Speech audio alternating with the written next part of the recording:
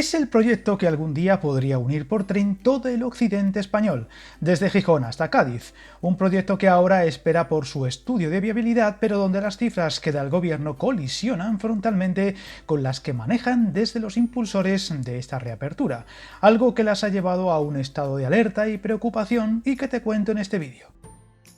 El proyecto del corredor ferroviario Vía de la Plata consistiría en reabrir, o mejor dicho reconstruir, el tramo cerrado en 1985 entre Astorga y Plasencia, unos 331 kilómetros, aunque según el recorrido podría variar, y que recientemente el coordinador del Corredor Atlántico, José Antonio Sebastián, cifró en una entrevista en este mismo canal como una obra que podría requerir de hasta cerca de 6.000 millones de euros de inversión y un plazo entre distintas fases para acabarlo por completo de cerca de 18 a 20 años. Unas cifras y plazos que han indignado a los impulsores de esta reapertura, que aseguran podría ser mucho menor, tanto en costes como en tiempo de ejecución.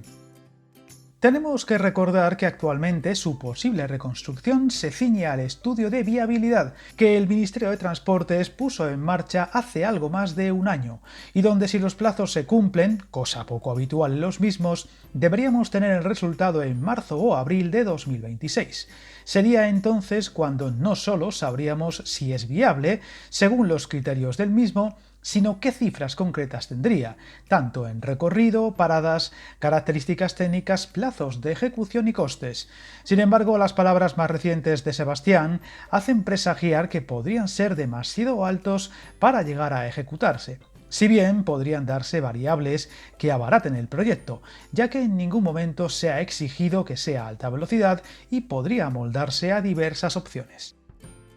Viajar en tren nunca fue tan fácil. En trenes.com encuentra y reserva tus billetes de Renfe, Wigo, Irio y muchos otros países europeos. Vive experiencias únicas a bordo y recuerda, si vas sobre raíles, está en trenes.com.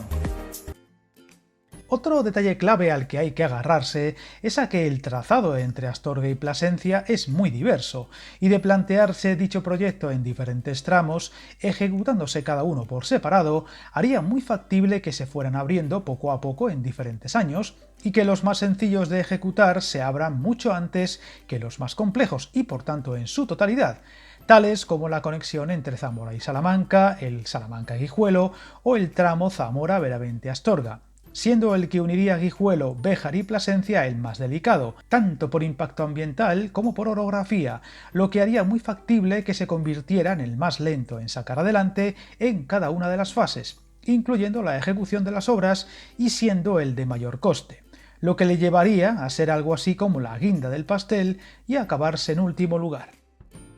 El estudio de viabilidad en marcha pretende también plantear una línea compatible con el tráfico mixto, pasajeros y mercancías, clave en estos tiempos de impulso al transporte sobre raíles, y tendrá en cuenta posibles conexiones con la red convencional ya existente y las terminales de mercancías y plataformas logísticas existentes y planificadas. Recordemos que una vez concluido el estudio de viabilidad, y siempre que sea positivo, le seguiría un estudio informativo, especialmente delicado tratándose de un recorrido tan largo y con tantas variantes, una exposición pública, la declaración de impacto ambiental, que podría ser especialmente larga y compleja en el tramo entre Plasencia y Guijuelo, una segunda información pública, las licitaciones de la redacción del proyecto, de las obras y, por fin, llegar a lo que todos queremos en estos casos, la ejecución de las mismas hasta su apertura. Fases todas ellas lentas y dedicadas, y que en proyectos parecidos se alargan no pocos años. De ahí que la defensa actual desde Transportes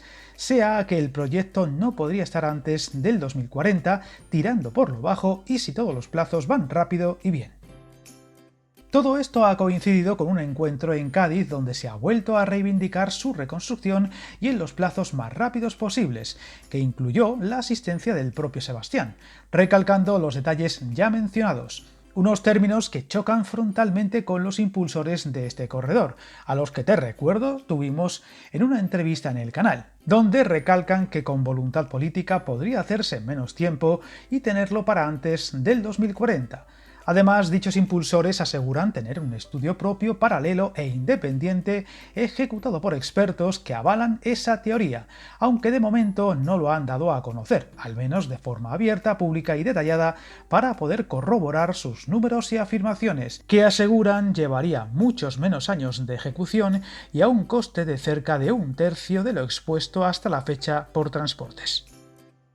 Dicho esto, de momento lo único que parece que se puede hacer es esperar a que concluya el estudio de viabilidad. Solo entonces podremos agarrarnos a los números y características, a la espera también de que los impulsores por su reconstrucción se animen a exponer claramente ese estudio con el que se enfrentan frontalmente a transportes y que todo aquel usuario o vecino de la zona pueda comprobar esas afirmaciones tan tajantes y al detalle. Hasta que eso ocurra, por ahora solo podemos imaginar y aproximarnos a las características, costes o plazos de ejecución de un proyecto que al menos hay que quedarse con ello. En muy poco tiempo ha pasado de no existir a aparecer ciencia ficción y llegar hasta donde está ahora, una reivindicación que cada vez coge más cuerpo y relevancia y que con un poco de suerte en un año podría empezar a tomar verdadera forma y del que seguiremos muy pendientes. Suscríbete al canal y recuerda hasta el camino más largo se inicia con un primer paso.